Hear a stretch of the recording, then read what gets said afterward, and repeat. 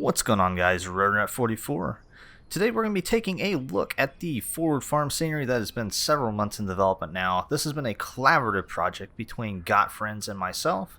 But without wasting any more time, let's dive right into this because this is going to be a longer video. Let's start off by talking about G-BUNC. This is a special variant of the Wilga created just for the Forwood Farm scenery. So G-BUNC is stationed at Forwood Farm, and this is the actual Wilga that Got Friends traveled out to record sounds from. So that is why we have it sitting here on the ramp. It's perfectly in place. This is its hangar. This is where it's stored. This is as close to I wouldn't say it's 100% accurate because nothing can be 100% accurate, but it is a very, very close representation of the actual G-BUNC aircraft, and it's actually a separate variation in the package, so this gets its own dedicated model because for the scenery we wanted this one to be as accurate as possible to the actual G-BUNC. Now, this is not a static model in the scenery. This is actually, as I mentioned, the Got Friends Wilga I have sitting here on the ramp. So, yeah. Inside the hangar here, I guess this is a good place to start. We actually have a parking spot. So that parking spot's right here. You can actually spawn your aircraft into this hangar. The hangar doors are animated.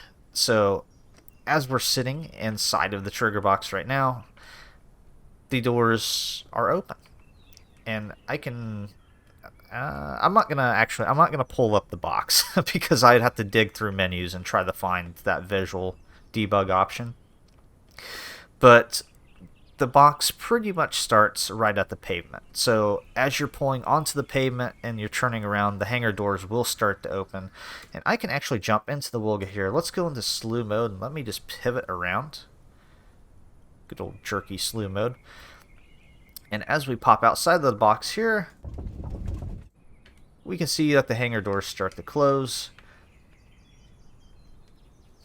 And I put some thought into this animation too. It's not just both doors closing. One side closes at once, and then once it gets to the other panel, they snag for a second. There you go, picking up that weight.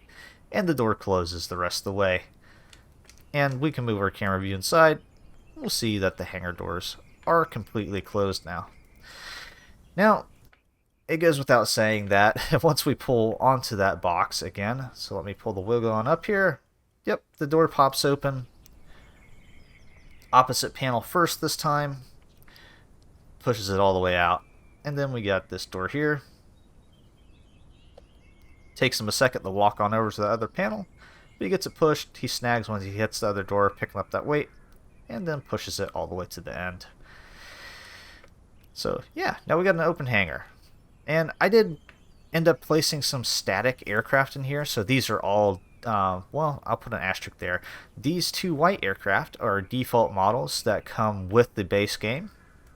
So you got the VL3 and, oh god, I can't remember what this one is. I can't remember what this one is called.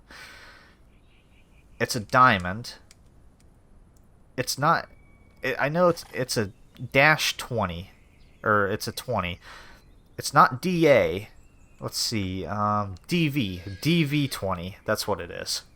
Thank you, data plate, which I've never ever noticed on a model. I wonder if all models have that, or if it's just, I've never thought about actually looking for data plates on the Zobo aircraft. I don't see one on the VL3. Well, let's not spend too much time on that. But, yeah, so both of these white aircraft are static, default Zobo models. This Tiger Moth is a static model. However, this was modeled specifically for the scenery. And it is actually based on the Tiger Moth that lives in this hangar as well. So this paint scheme is actually, I'll say again, not 100% accurate, but it is very, very close to the paint scheme of the Tiger Moth that can be found in this hangar. And actually, let me throw up a photo right now of that Tiger Moth. This is actually the angle that we went off of when we painted this aircraft. I say we. Micro did all of the work on this. So this was originally going to be a static model that I found online that was free to use, commercial, all that, blah, blah, blah. Like most models you find online, it ended up being complete junk. Just full of so many issues that Micro actually completely remodeled this. I think in the span of, I think the modeling was done on the first day. So he basically knocked the model of this out in one day and then got it finished up paint-wise the next day. And I told him, I was like, I don't, and you'll have seen in that photo too, it's actually got this tarp thrown up over the cockpit. So I told him, I was like, let's just save us some effort. Let's just throw the tarp up there, right? So as we can go inside here, there's no cockpit on it. We don't need a cockpit for a static model. Throw a tarp over it. It's extra rendering. So yeah, 100% custom Tiger Moth just for this scenery. Now we got some spare parts laying around the hangar too. We got a Wilga prop back here on the table being overhauled. We got some spare tires, some boxes, a toolbox with some tools on it, jerry cans, part washing station.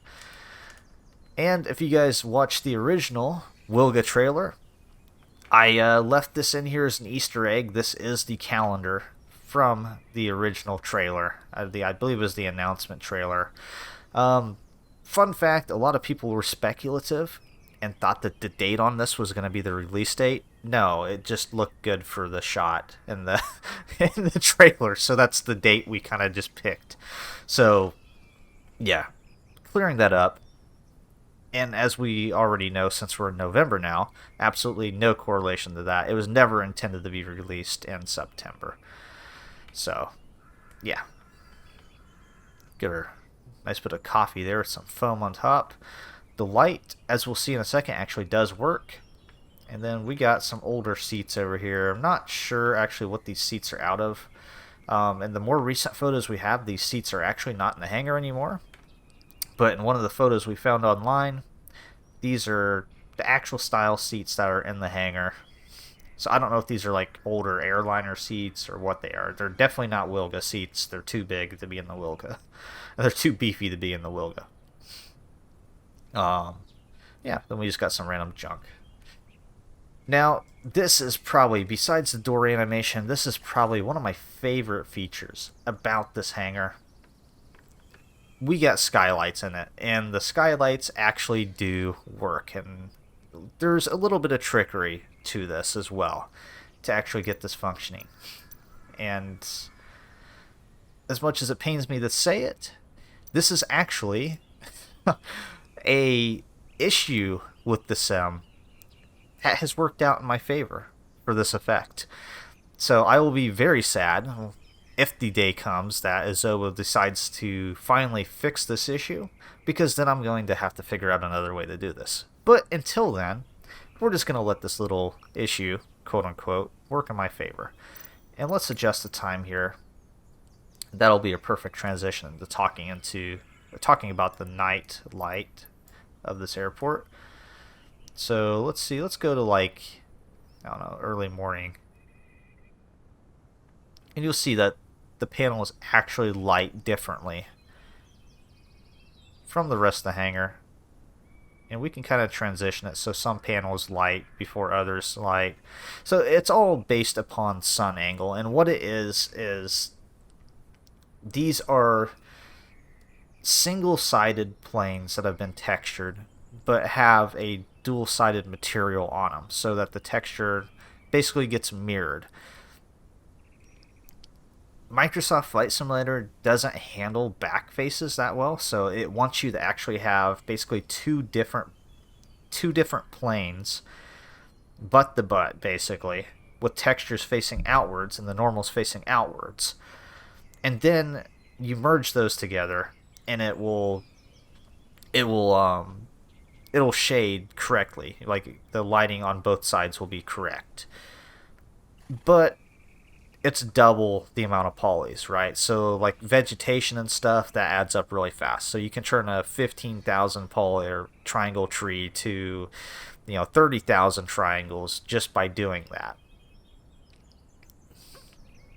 With these skylights, since that makes the back face or the back of that plane brighter when the sunlight is shining through it, it works in my favor for skylights because that's exactly what I need. And it beats making them semi-transparent because you start getting some weird artifacts and stuff shining or showing through the light or the skylights if you make them semi-transparent. But let's step on outside here. Let's take a look at the night lighting of this airport. So should we do early morning maybe?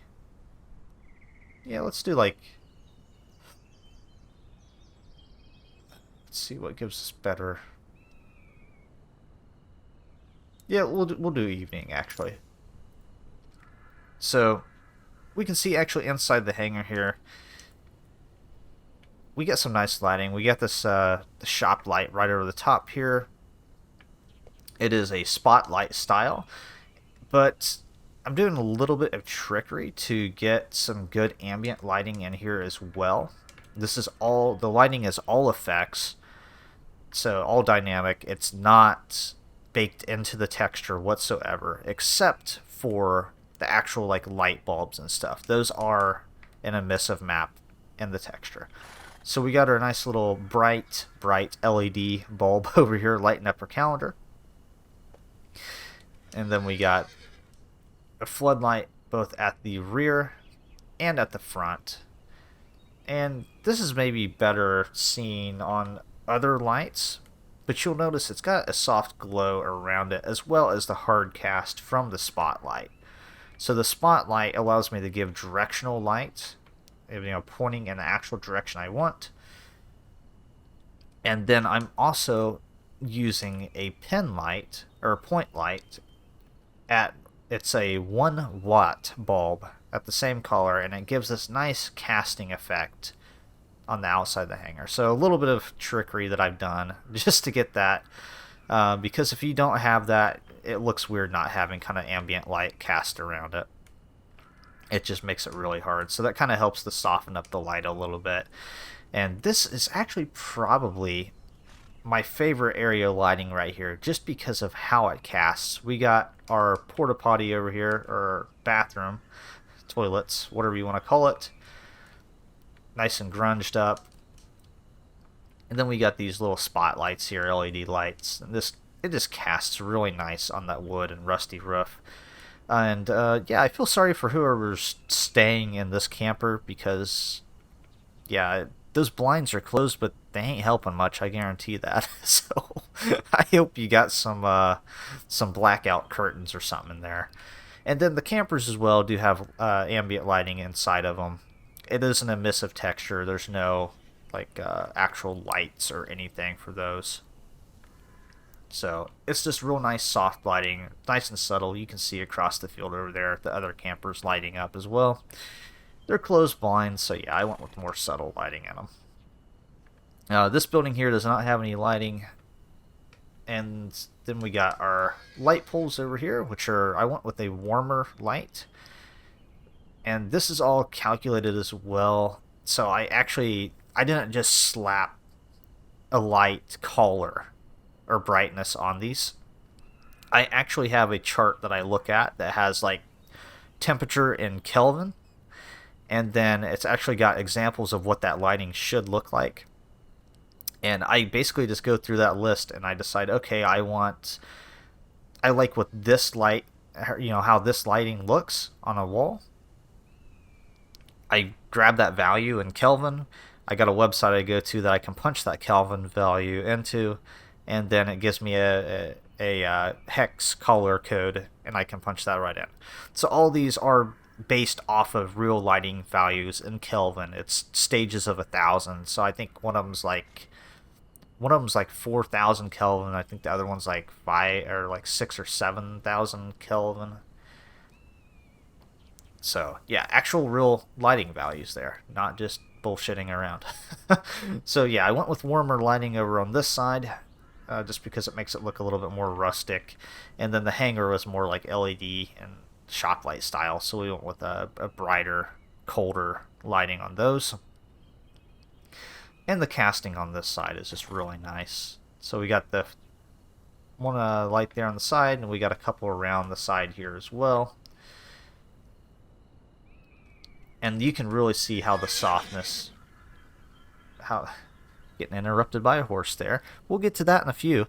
We can really see how the softness plays out on these. So it just gives a really good like volumetric light casting around it, as well as then you have, you know, the sharper spotlight style on the bottom. Yeah. Obviously the windows for the houses also have ambient occlusion in them. Some are brighter than others. Or sorry, not ambient. I said ambient occlusion. Emissive. Emissive is the correct term for that. And yeah, we'll get to this in a second, but you will notice that the windows are blurred. That is intentional, and I'll tell you exactly our thought process on this and kind of why we went in this direction. So, heck, we'll keep it on night lighting. It's a nice scene right now as I go through and explain this. So the windows, yeah, typically there's two, let's call it, there's three different options you can basically do for windows in the sim, or at least three common. You can just keep the windows, you know, straight black with window reflectivity, which is what a lot of sceneries do, or, you know, just a solid color. I think even like most default Adobe buildings use that method. So you'll walk up to them and they'll be kind of like a bluish, darkish grayish color. You know, solid color, maybe some grunge in it. But for the most part, it's solid. You know, there's no depth or anything to it. Or, you know, in the case, you can just make it flat black and then you have the window reflectivity. You can do parallax, or you can do something like what we have for the campers here, where you actually have, God, this is slow, where we actually ended up putting blinds in the windows.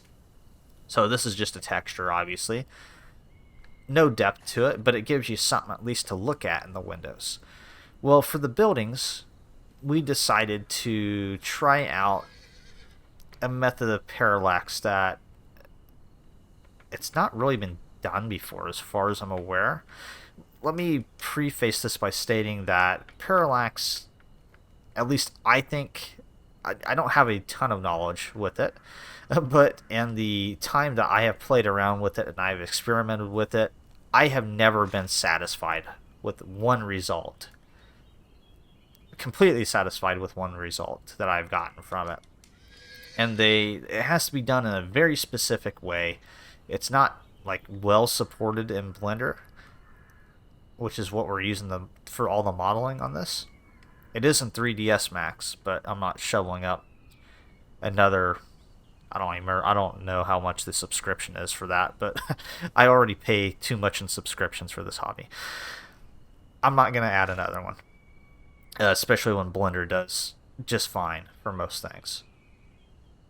So the parallax is, like, as I said, it's blurred out because we used an AI program to generate the parallax images. So this actually gave pretty good results, but the downside is the actual dimensions that it gave us weren't quite right. We were able to make it work, but it wasn't designed in a way, since it was AI, that really works with parallax. Because with parallax, you need to have basically like an interior of an image set up in a way that you can really tell that the room is squared off, right? And then the actual objects placed inside that parallax have to be done in a certain way to not cause them to stretch. So images like too far in the foreground, or objects too far in the foreground of the image, will get stretched. And we can kind of see that by looking at the image. You can, as I pan around here, you can see kind of a boxy look inside of there. I bet it is kind of hard to see, but anything on that floor where you see that seam running there at the very back, gets stretched forward, anything on the walls gets stretched outward, and anything on the top gets stretched outward as well. Or stretched forward, I guess.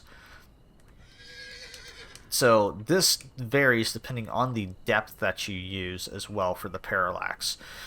So obviously the deeper that you want that parallax to be, the more stretching and anomalies you have. The shallower it is, the more zoomed in things are, the lower resolution it is, but the less artifacting you have in it. We could not get a result that worked well. However, we wanted to have some sort of depth to this, so we're trying this out. The beta team really hasn't given us a yay or a nay on this, so I don't think they're minding it. But like I said, they haven't really given us feedback on if they 100% like this or not, or if they've even noticed it. But yeah, we wanted to keep a little bit of motion inside of those windows. So we just took basically our custom parallax and blurred out the texture. So at least it gives it a little bit more depth. It's not 100% realistic. Obviously having just normal parallax or maybe like blinds in the window would be better. But that's not something that we are able to achieve with this scenery. So that's up for discussion. If it seems in the future that people don't like this method, then we can always take it out and we'll just go back to just, you know, blinds in the windows or just flat black texture or something that's not as offensive. But say offensive, I don't know why I said offensive. But at least something that's, I don't know, I just wanted to try this, just see how it goes over, basically. So we'll leave it as is for now. I guess since you're watching this video, let us know in the comments down below what you think about this as well. If this is a method that is okay to you, if you like having at least a little bit of depth in there with kind of this fudged method, or would you rather just have like a flat texture with some blinds or some bullshit in the windows? Let us know in the comments down below.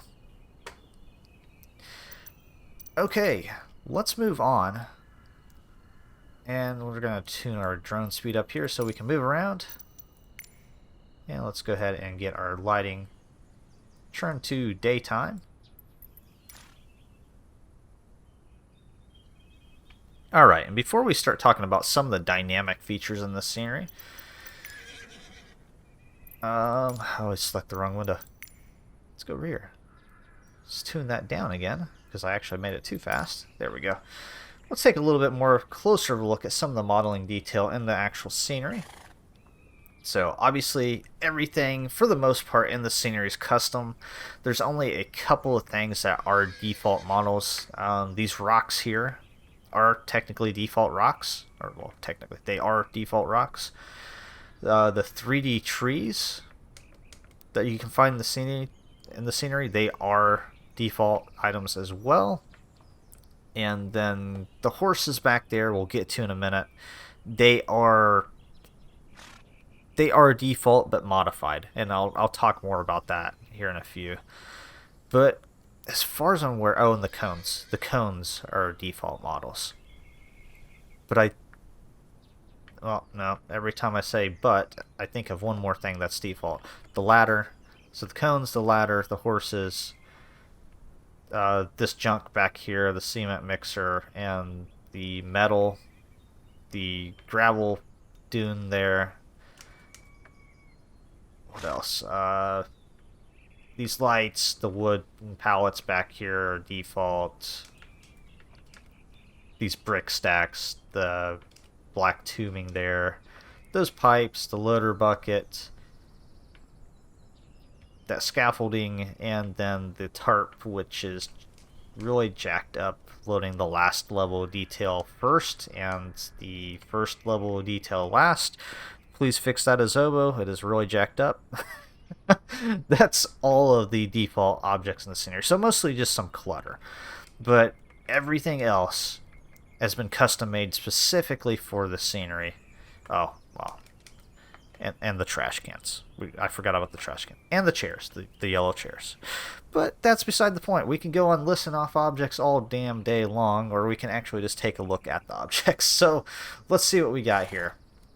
We'll start over here with the vegetation. Wow, that was not what I wanted to do.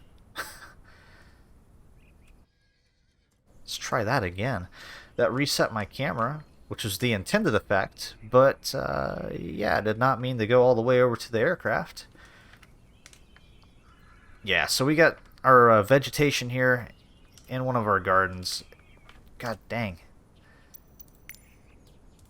I swear, I feel like every time I do these preview videos, or just videos in general, I'm always fighting with that camera speed. There needs to be a hotkey for that.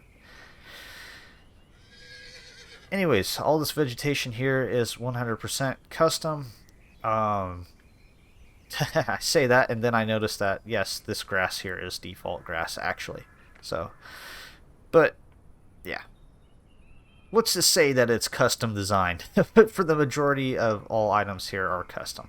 So the flowers, the trees there, yeah, all custom. It's a mix of cross-plane vegetation, like these yellow flowers here, which is just lower poly, and 3D vegetation, like these trees here, which is, I mean, it's kind of a mix of, it's not really cross-plane, but it's low poly 3D, right? Because you don't want to have high poly stuff. And then there's actually some like 3D stuff, like shrubs and vegetation mixed in here as well to give it a nice little density. These flower pots here, all the vegetation is customized in these flower pots, so it is just a pot with dirt in it, and I've actually gone through and placed plants in them. Some of it is 3D, as I said before, like this here. Actually, the majority, I think, in these pots are 3D. There are some of the like standard cross-plane flowers mixed in. Got a couple more pots over here. And then we got some vines creeping up the walls, which are 3D as well. And those are just in these two areas here, because looking at reference photos, I didn't see a lot of vine creeping up walls actually in the scenery. It was only really in these two areas by the garage here. Then we got the garage with actual 3D bays in it. We got the world-renowned Got Rover Explorer here, because copyright. Nice bright green, and then a little Easter egg for the license plate. If you know what that's pointing at, let us know in the comments down below. Not a UK license plate, I know, but we had to leave the Easter egg in there, so we left it as a US style plate. We'll just say it's an import. Got a little bit of junk just in the general garage area here. Some doors do actually have 3D openers on them. And these are actually pretty dark in here because of all the ambient occlusion. But we can look out here on this building, and we can actually see that we got a 3D ring to open the doors with. That is modeled based on what are actually on these doors, as far as I could tell from photos. And I decided to go full 3D on them. Just, well, I thought it would be a nice touch. So you got 3D openers on that as well. All of the windows and doors are inset on these buildings, so it gives them a little bit of depth. And then actually have gutters on these buildings as well. So, fun fact, these are actually pulled out of my BC helicopter scenery and then modified slightly to fit the style and aesthetic of the scenery. So they're a little bit shorter gutters. And what we got going on there, that is an issue. I gotta fix that. That pipe has become disconnected. So we'll make note of that. Might as well check the other ones while we're at it. That one's good. That one back there is good. Yep, so we got all the gutters on it. Got some skylights as well. And, yeah. So all this modeling, I believe for the most part, it's up to 4K.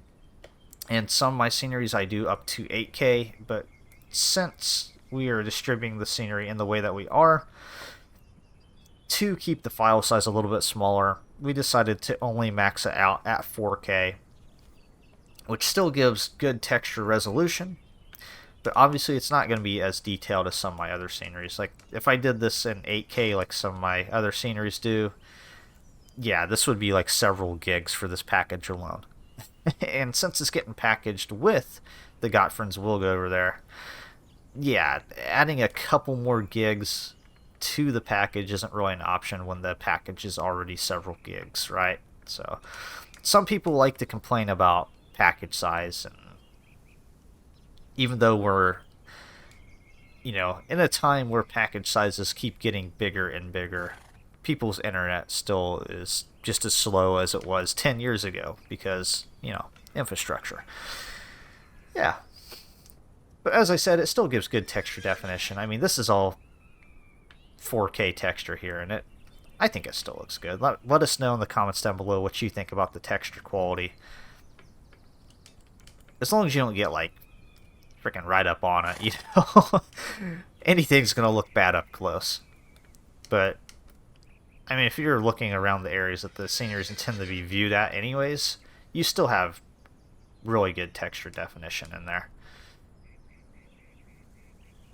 And this is all open in here. All of the stuff undercover. Let's add some snow depth in here real quick. And although I can't set a mask for the ground here inside, maybe I can eventually add,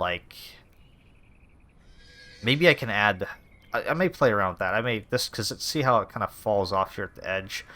I may play around and see if I can get a material that I can actually add underneath here to get the snow off of the ground. Because obviously you're not going to have probably snow up all the way underneath this building. It's going to creep in from the edges or whatever. So that's one thing. Is obviously there's snow there. There's going to be snow. It's not really that noticeable, but there's going to be snow kind of inside of the normal mapping, and then on the rafters probably inside. But that's just a limitation of the sim. As far as all the objects actually underneath, yeah, I've excluded snow from them. Same goes with inside of the hangar and inside of the garage as well. Then obviously anything outside is going to get snow or snow dusting on it. But let's get rid of all that white crap for a minute. So all of the texturing and modeling has been done by basically the Got Friends team. I would say the base models have been done, and a lot of the clutter. Oh, actually, now that I think about it, all of the clutter. So all the clutter models have been modeled by Microde from Got Friends, and some of it textured by Microde as well. I think the majority actually of the clutter models have been. I think we're at I think the scenery's at right around 100 custom models. So he probably did 60 something clutter models. So it's a lot of work and a lot of texturing. But it looks really good. And then 270 Inc. did all of the texturing for the buildings. And Microde made the original building models, as well as 270. I think dabbled on a couple of them. But I have basically completely redone the modeling for most of these buildings here. Well, actually, I think all the buildings, the sheds back there by the other house are completely redone. Yeah, so but basically when we started building the scenery, we based it off of, photos we found on the internet. And then once they were able to make the trip out to Forwood Farm to record audio from the Wilga here, we were able to get brand new photos, and then from those I pretty much remodeled everything to be a lot more detailed, a lot more accurate to what the actual photos are. Sorry if you can hear my dog barking on some of the segments of this video here. She does not obviously know what quiet on set means. Anyways, we'll take a little look back here. We got the back garden. We'll start looking at some of the dynamic features, but we can kind of look at some of the little dynamic guys right there. We'll come back to those, but let's take a little trip over here to the horses first, and we'll talk about them for a minute. So the horses, as I mentioned, are very loud. No, are default Adobe models. I have had to pull these models into my scenery basically. Basically, I ripped them out of the package. That's the best way to put it. Out of the default Adobe package. Before you go on the rant about that, it is 100% legal to do. It falls under the Microsoft game content usage rules and allows commercial use. So, if I could do it another way, I would. But in order to make the changes I wanted to make, I had to have them actually in my package. So first thing I did is the default Azobo horses, if you've seen them before, are very shiny in nature, which some horses are shiny in real life, others aren't as much, depending on the type of coat they have and the growth of the coat.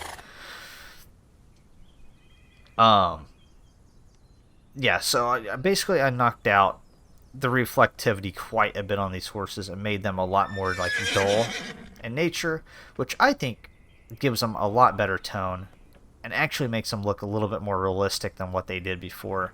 If you've ever seen like the pilot characters in the aircraft and you look at like the leather jackets or something like that and you got that really glossy look to them, that's basically what these horses look like. So it was way overkill for what it should have been.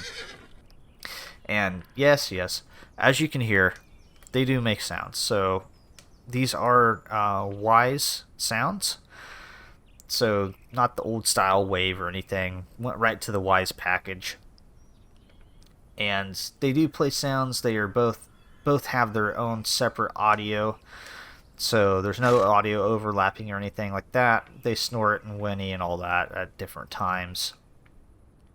And it is looping sounds, so you're only going to hear, if you basically just put it this way, if you sit there and you listen to it for 4 minutes or so, you're gonna hear every sound you're gonna hear out of the pack, right? And it's just a couple of, I think I have like 5 or 6 different sounds that they make, and it's just 2 separate tracks that kind of overlap on each other, and then they interject at whatever times.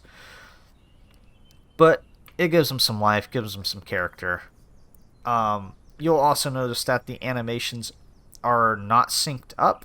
So that's another big change that I want to make with the models, is the actual default horses all have the exact same start points for the animations. So as I found out, if you put several horses in a field, they all do the same motion at the exact same time, and it makes it look really weird. So I basically set it up so that the animations all have random start times. And you can see right now, I think this is just luck of the draw, that they are kind of synced up within a couple seconds of each other, but usually it's quite a bit of a difference in when the animations are triggered, so it gives them that random look and just makes it look oh so much better. Let's go to the end of the airfield here and let's take a look at a couple different areas before we talk about the dynamic features of the scenery. And I think first stop I want to make is, we got a lot of power production in this area. There are 2 power plants here. I think these are coal fire power plants. We also have this big solar field here. The coal power plants here with the towers, those are, I do not think, I don't think still Adobe or Microsoft Flight Simulator by default has cooling towers or any VFR landmarks like that. So these are actually what We Love VFR, I think, or I can't remember if it's We Love VFR, if it's Power, whatever the other Power one is. I can't remember. It's one of those packages though that adds those in. And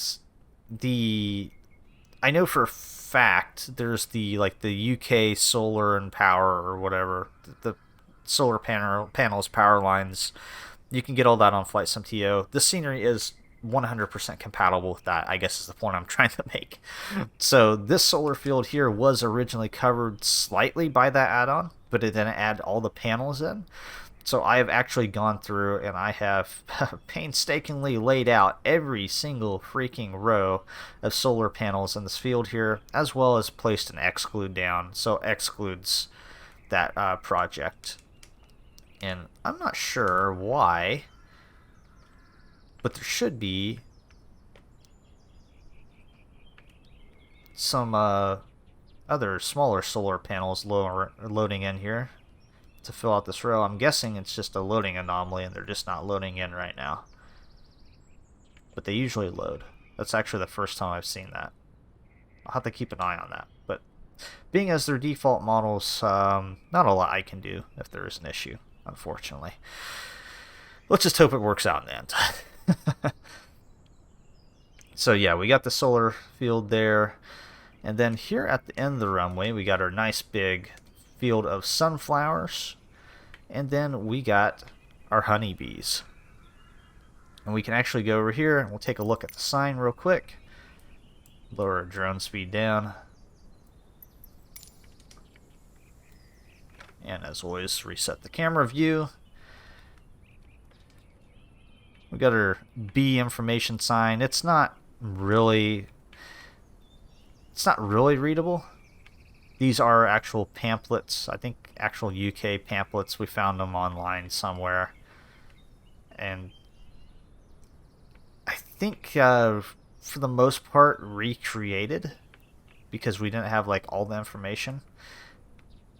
Most of these graphics are recreated, but they're all based on actual like UK pamphlets and stuff. And yeah, this sign here actually pulled it's actually a photorealistic texture. I think one of the only true photorealistic textures in this. The worn out paper there pulled actually from one of the photos taken at Forwood Farm, so that sign's actually there. Yeah, so they sell honey. If you want some honey, come to Forwood Farm. And then moving on over to our beehives here. If we get too close, we can hear that they are quite active inside the hive there. And these are all different. The sounds and the beehives are separate models. So there's actually just two different variations of the beehives. So there's the tall hive and then the shorter hive. Then I've just placed them in variation. And then the audio for the bees is placed separately as well, so I could space them out a little bit and not get any audio overlapping.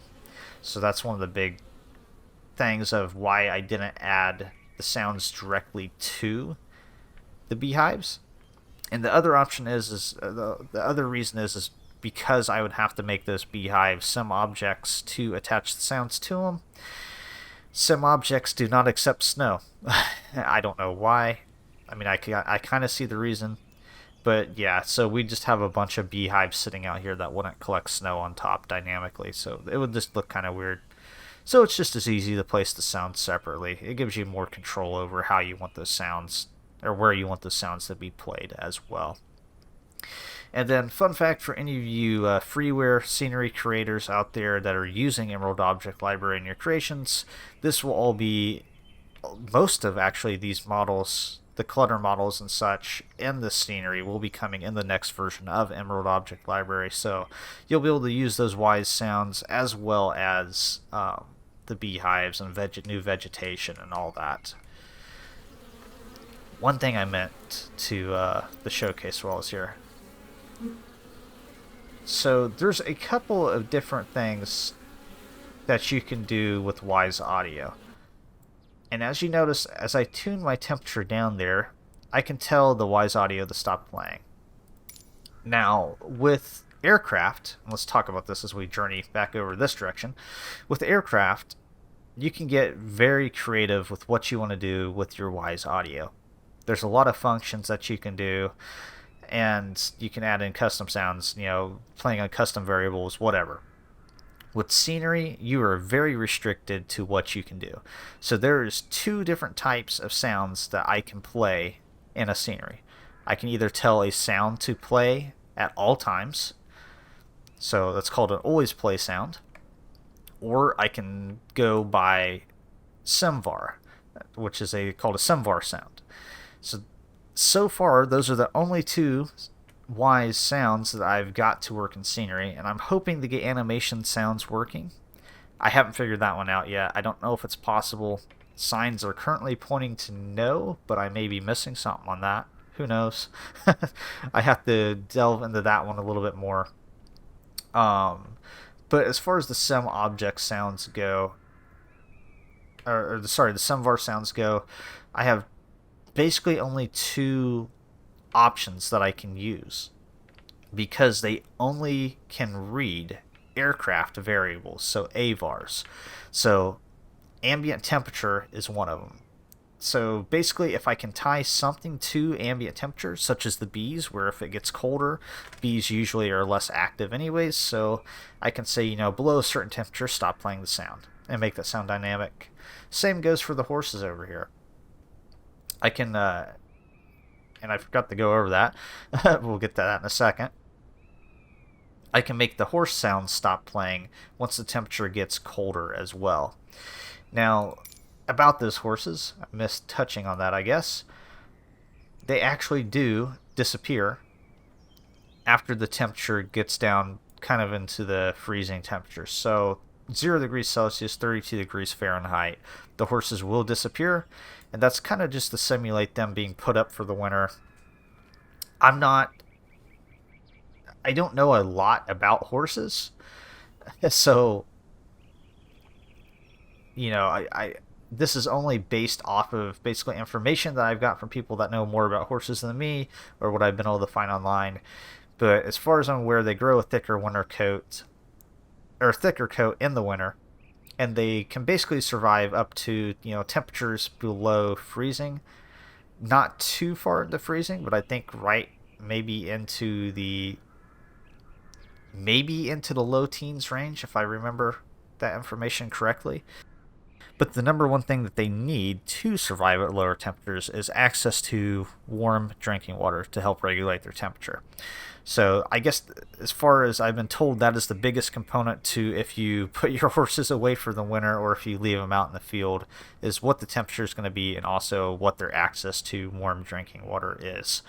So for the scenery, I've made it so that once the temperature hits freezing, as I said, 0, 32, the horses are put away, the sounds stop playing. So it makes it kind of a nice little dynamic feature in the scenery. Now, the horses, they're not you won't find them in any of the barns or anything if you go looking. They just simply disappear. So, yeah. And then also, this is a nice, I guess, since we're already kind of diving into dynamic features of the scenery, let's just go ahead and talk about the smoke. If any of you guys are familiar with my cabin strip scenery, so the Chinilna cabin strip in Alaska, you'll be familiar with the chimney smoke effects that I put into it. So these are dynamic, I believe right around 50 degrees Fahrenheit. I'm not sure what that is in Celsius off the top of my head. 13 maybe? I can't remember. I feel like it was in the teens. But yeah, right around 50. I'll bring it above 50 here and it'll stop generating the smoke. That'll start playing, or start generating smoke out of the chimney here on this house, as well as that house over there. So that's one of the dynamic features in the scenery, as well as if we tune the precipitation up here. If there's precipitation in the general area of the airport, or if it is actively raining, you will see rain puddles popping up in the actual scenery. So yeah, these pop in dynamically. I have a little bit of it's not animated or anything, it's just it's the same thing as the water puddles, but a little bit of a stream kind of running right here in this low point, since there is actually a low point right here in the terrain mesh.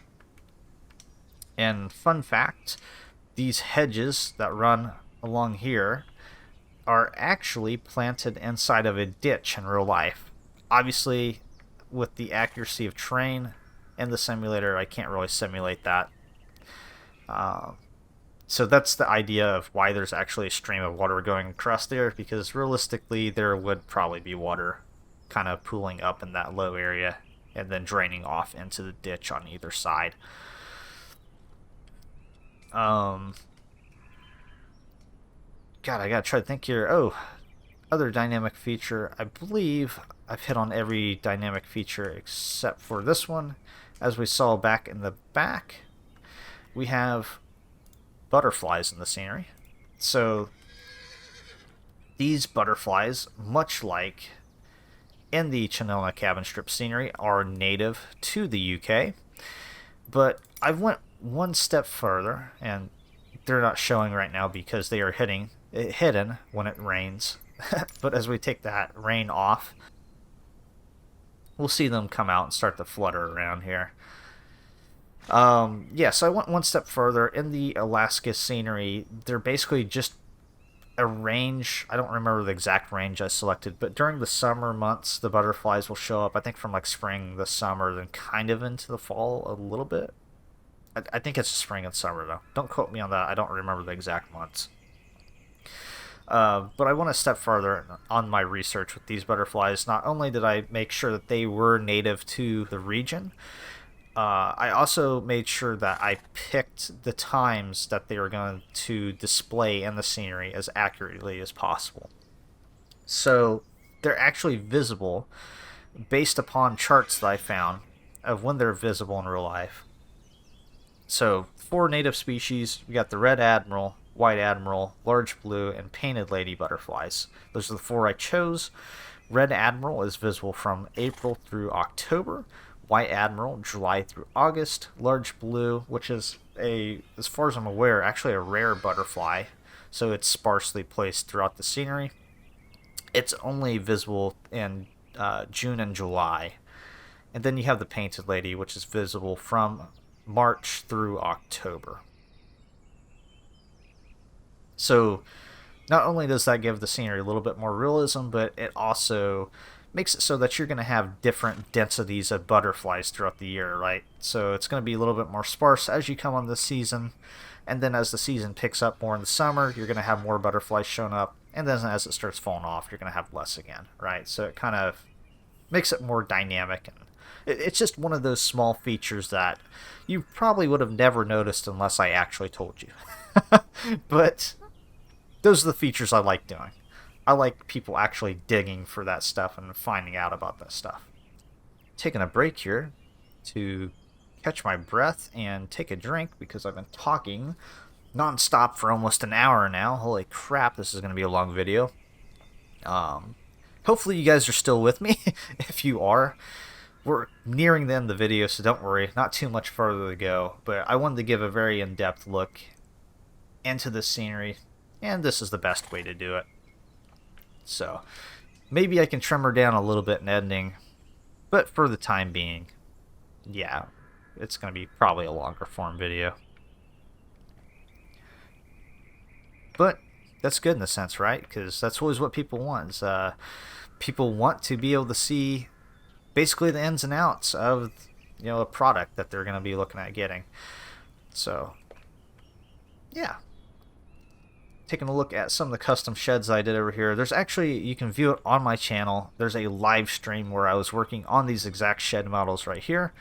I don't think I painted them in any of the live streams. I think it was just the modeling of them. But if you're curious, those are a couple hours, I think, each, and you can kind of go sift through those videos and kind of see the process I went through on building these sheds. Got the back garden area here.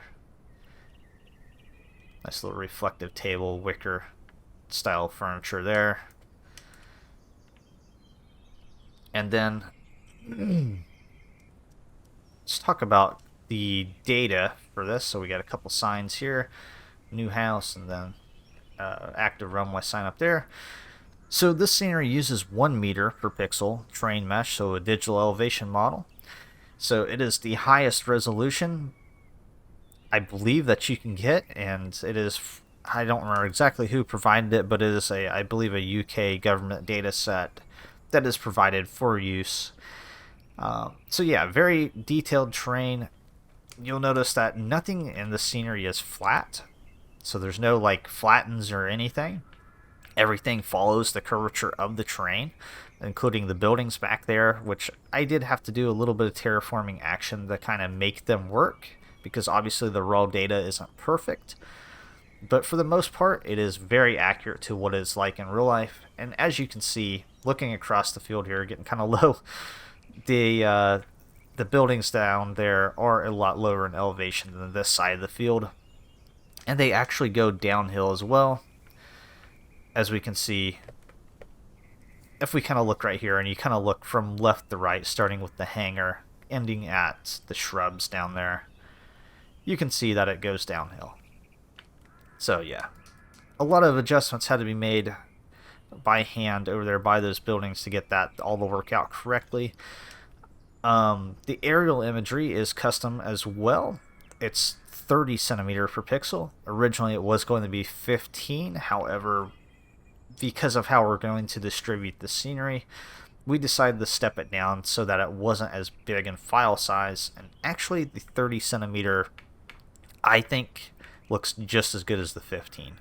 You don't really, with the actual quality of this imagery, you don't see a lot of difference between 30 and 15. I think a lot of that has to do with the mower lines in the field, just because it makes it look good already. You know, there's already a lot of detail there. So yeah, so 30 centimeter for that makes the file size quite a bit smaller, shaved several hundred megabytes off of it. And I think I already mentioned, that all the textures are up to 4K, so it's between 2048 and 4K, so 2K and 4K for the textures. Obviously there's varying sizes in there because you don't need a 2K or 4K texture for some of these objects, especially if they're smaller, so there may be some 512s or whatever. But the general quality is all right around the same level, which is what really matters.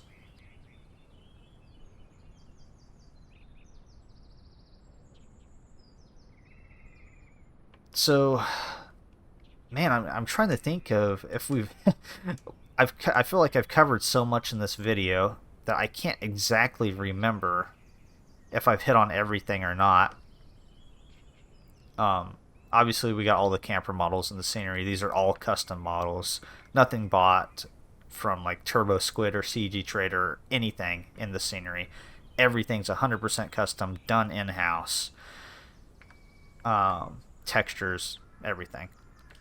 These campers, the smaller campers, are sim objects, so they will not collect snow in the winter, but they got white roofs, so yeah, can't really tell anyways. But I did that because we wanted to do several different custom textures, skins for them. So we have just the general white ones over here, then we got some fancy, like this is my favorite with the mountains on it, based off of an actual camper in real life. Got a couple different styles, like the old metal style fifth wheel camper here. And then we got same one back here as well. But then we got the rest of our campers over here. We also have a couple of flagship campers we did. Like this was just for some fun ones that Micro ended up painting, where we got the Emerald Scenery Design logo camper here. And then we got the Mystery Machine camper. This was another fun one that he's told multiple times that he absolutely enjoyed painting this one. And then we have our tent models as well, which are Got Friends branded and Emerald Scenery Design branded. So got the Got Friends logo on that one. And then over there by the camper is the Emerald Scenery Design tent.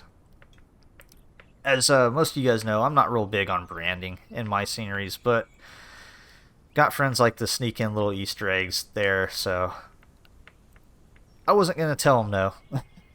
And I tried to keep it as subtle as we could, you know, not going too outlandish with it. And then,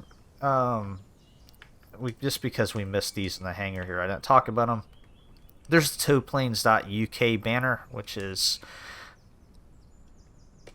right here, G-BUNC. So towplanes.uk, they operate this Wilga, and they use it for towing banners and gliders and basically any sort of aerial towing application that you need. So real website, real service. If you're in the UK and you want a banner flown, if you want your glider pulled, check out where they're at, get in contact with them. I'm sure that they would be more than happy to tow you around. And then we got our banner over here, Emerald Senior Design Got Friends, our collaborative banner. And that's pretty much the only, as far as I'm aware, unless Micro snuck stuff in that I'm not aware about, or not aware of, that's pretty much the only, I think, branding inside the scenery. Other than that, it's built as close as possible to what we could see from the photos in real life.